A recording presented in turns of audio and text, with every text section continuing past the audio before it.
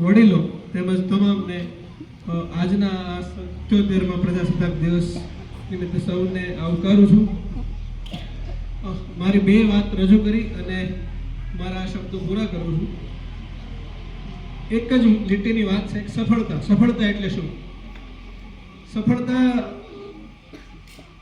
સફળતા કઈ રીતે આવે? સફળતા એટલે શું?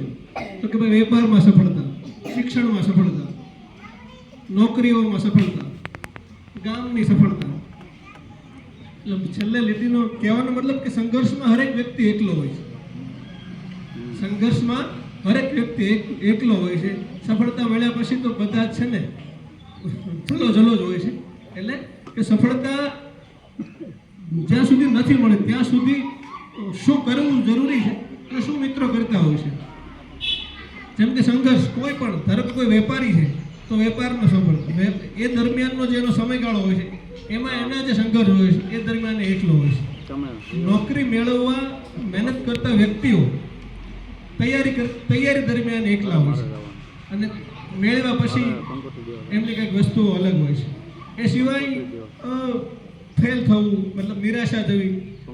અત્યારે નિરાશાને આપણે એટલી બધી એ રીતે લઈ લઈએ છીએ કે ભાઈ ફેલ તો થવું જ નથી અથવા તો થવું જ નહીં જોઈએ. તો આ પણ એક જીવનનો એક પાત્ર છે. ખાસ કરીને હું બાળકો માટે એટલું કહીશ કે ફેલ થવું એ કોઈ મોટી વાત નથી. તમે ફેલ થશો તો જ કંઈક મેળવશો. ફેલ નિરાશ થશો, નાપાસ થશો તો જ તમને પાસ થવા માટેના રસ્તાઓ મળશે. માટે મારો કહેવાનો તાત્પર્ય એટલો કે ફેલ થવું એ કોઈ ગુનો નથી. બરાબર?